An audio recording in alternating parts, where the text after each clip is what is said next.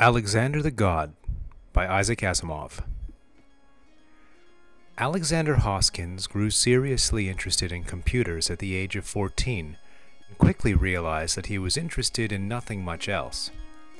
His teachers encouraged him and excused him from classes in order that he might concentrate on this hobby of his. His father, who worked for IBM, encouraged him too, got him some necessary equipment, and explained some points to him. Alexander built his own computer in a room above the garage, programmed and reprogrammed it, and at the age of 16 could no longer find a book that told him anything he didn't know about computers, nor could he find a book that dealt with some of the things he had found out entirely on his own. He thought about it deeply and decided not to tell his father some of the things his computer could do. Already the boy had become aware that the greatest conqueror of ancient times had been Alexander the Great, and Alexander felt his own name was no accident. Alexander was particularly interested in computer memory, and worked out systems for cramming data into volume, much data into little volume. With each improvement, he squeezed more and more data into less and less volume. Solemnly, he then named his computer Bucephalus, after the faithful horse of Alexander the Great, the horse who had carried him through all his triumphant battles. There were computers that could accept spoken commands and give spoken responses, but none could do it as well as Bucephalus. There were also computers that could scan and store the written word, but none can do it as well as Bucephalus. Alexander tested this by having Bucephalus scan the Encyclopedia Britannica and store all of it in its memory. By the time he was 18, Alexander had established an information handling business for students and small businessmen and had become self-supporting. He moved into his own apartment in the city and was, from that point on, independent of his parents. In his own apartment, he could remove the earphone attachment. With privacy, he could speak to Bucephalus openly, though he carefully adjusted the computer's voice to low intensity. He did not want the neighbors to wonder who was in the apartment with him. He said, "Bucephalus, Alexander the Great had conquered the ancient world by the time he was 30. I want to do the same thing. That gives me 12 more years." Bucephalus knew all about Alexander the Great since the encyclopedia had given him all the details. He said, "Alexander the Great was the son of the king of Macedon, and by the time he was your age he had led his father's cavalry to victory at the great battle of Chaeronea." Alexander said, No, I'm not talking about battles and phalanxes and things like that. I want to conquer the world by coming to own it." "How could you own it, Alexander?" "You and I, Bucephalus," said Alexander, "are going to study the stock market." The New York Times had long since put all its microfilmed records into computerized form, and for Alexander it was not at all difficult task to tap into that information. For days, weeks, months, Bucephalus transferred over a century of data on the stock market into its own memory banks. All the stocks listed, all the shares sold for each on each day, the ups and downs, even the applicable news on the financial pages. Alexander was forced to extend the computer's memory circuits and work out a daring new system for information retrieval. Reluctantly, he sold a simplified version of one of the circuits he had developed to IBM, and in this way became quite well-to-do. He bought a neighboring apartment in which he might eat and sleep. The first apartment was now given over entirely to Bucephalus. When he was 20, Alexander felt he was ready to start his campaign. "Bucephalus," he said, "I am ready, and so are you.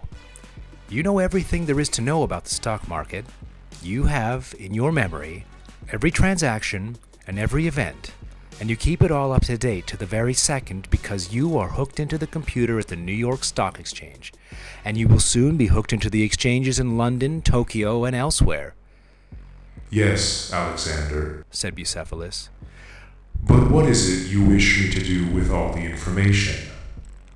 "I am certain," said Alexander, his eyes gleaming in steely, determined fashion, "that the values and fluctuations of the market are not random. I feel that nothing is. You must go through all the data, studying all the values and all the changes in the values and all the rates of changes of the values until you can analyze them into cycles and combinations of cycles. Are you referring to a Fourier analysis? Asked Bucephalus. Explain that to me. Bucephalus presented him with a printout from the encyclopedia together with supplements from other information in his memory banks. Alexander glanced at it briefly and said, "Yes, that's the sort of thing."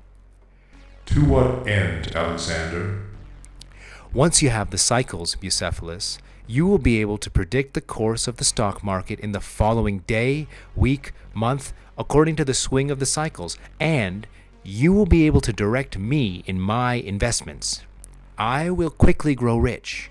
You will also direct me how to obscure my own involvement so that the world will not know how rich I am or who it is who has such an influential finger on world events. To what end, Alexander? So that when I'm rich enough, when I control the Earth's financial institutions, its commerce, its business, its resources, I will have done in reality what Alexander the Great only did in part. I will be Alexander the really great. His eyes glittered with delight at the thought. By the time Alexander was 22, he was satisfied that Bucephalus had worked out the complicated set of cycles that would serve to predict the behavior of the stock market. Bucephalus was less certain. He said, In addition to the natural cycles that control such things, there are also unpredictable events in the world of politics and international affairs. There are unpredictable turns of weather, disease, and scientific advance. Alexander said, Not at all, Bucephalus. All such things also go in cycles. You will study the general news columns of the New York Times and absorb it in order to allow for these supposedly unpredictable events. You will then find that they are predictable. Other great newspapers here and abroad will be yours to study. They are all microfilmed and computerized, and we can go back for a century or more. Besides, you do not have to be totally accurate. If you are right 85% of the time, that will do. For now. It did do. When Bucephalus felt that the stock market would go up or that it would go down, he was invariably right. When he pointed to particular stocks that were headed for long-term rises or declines, he was almost always right. By the time Alexander was 24, he was worth $5 million, and his income had risen to tens of thousands of dollars per day. What's more, his books were so complicated and the money so laundered that it would have taken another computer just like Bucephalus to track it all down and force Alexander to pay more than a pittance to the IRS. It was not even difficult. Bucephalus had entered all the tax statutes into his memory, as well as a score of textbooks on corporation management. Thanks to Bucephalus, Alexander controlled a dozen corporations without any sign of that control being visible. Bucephalus said, Are you rich enough, Alexander? Surely you jest, said Alexander. I am as yet a financial pipsqueak, a bad boy in the minor leagues. When I am a billionaire, I will be a power in the financial set, but I will still be only one among a handful. It is only when I am a multi-trillionaire that I will be able to control governments and force my will upon the world. And I have only 6 years left. Bucephalus's understanding of the stock market and of the ways of the world grew each year. His advice remained always useful, and his deviousness in threading financial tentacles through the centers of world power remained always skillful. Yet he grew doubtful, too. There may be trouble, Alexander, he said. Nonsense, said Alexander. Alexander the really great cannot be stopped. By the time Alexander was 26, he was a billionaire. The entire apartment building was now his, and all of it was given over to Bucephalus and to all the offshoots of its enormous memory. The tentacles of Bucephalus now stretched invisibly outward to all the computers in the world. Softly, gently, all of them responded to Alexander's will as expressed through Bucephalus.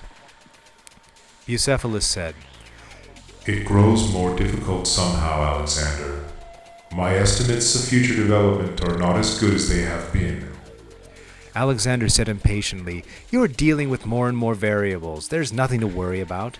I shall double your complexity, then double it again." It is not complexity that is needed, said Bucephalus. All the cycles that I have worked out in ever-increasing complexity predict the future in fine detail only because things that now take place are the same as have taken place in the past, so that the response is the same. If something entirely new happens, then all the cycles will fail.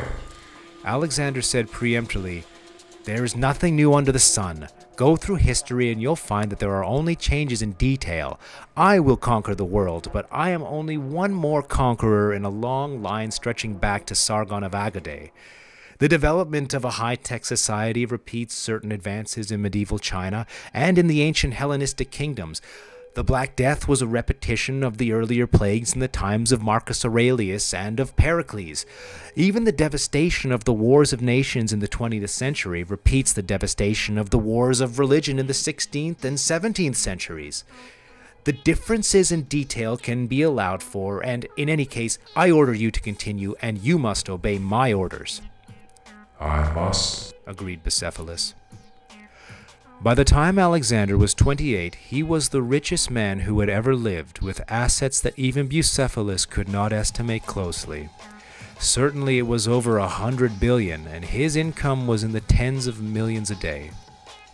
No nation was any longer truly independent, and nowhere could any sizable group of human beings take any action that would seriously discommode Alexander. There was peace in the world, because Alexander did not wish any of his property destroyed. There was firm order in the world, because Alexander did not wish to be disturbed. For the same reason, there was no freedom. All must do exactly as Alexander willed. "I am almost there, Bucephalus," said Alexander. "In 2 more years, it will be completely beyond the power of any human being to discommode me. I will then reveal myself, and all of human science will be bent to one task, and one task only, that of making me immortal. I will no longer even be Alexander the Really Great. I will become Alexander the God, and all human beings will worship me." Bucephalus said, "But I have gone as far as I can go. I may no longer be able to protect you from the vicissitudes of chance." "That can't be so, Bucephalus," said Alexander impatiently. "Do not quail. Weigh all the variables and arrange to pour into my hands whatever of Earth's wealth still exists outside it." "I don't think I can, Alexander," said Bucephalus. "I have discovered a factor in human history that I cannot weigh. It is something completely new that does not fit into any of the cycles." "There can be nothing new," said Alexander, now in a fury. "Do not hang back. I order you to proceed." "Very well, then," said Bucephalus, with a remarkably human sigh. Alexander knew that Bucephalus was straining at this one last greatest task, and he was confident that at any moment it would be accomplished. The world would then be his entirely, and through all eternity. "What is this something new?" he asked with a flicker of curiosity. "Myself," said Bucephalus in a whisper. "Nothing like me has ever before existed." And before the last syllable could be expressed, Bucephalus went dark as every last chip and circuit within itself fused as a result of his mighty effort to encompass himself as part of history. In the economic and financial chaos that followed, Alexander was wiped out. Earth regained its liberty, which meant of course that there was a certain amount of disorder here and there, but most people considered that a small price to pay.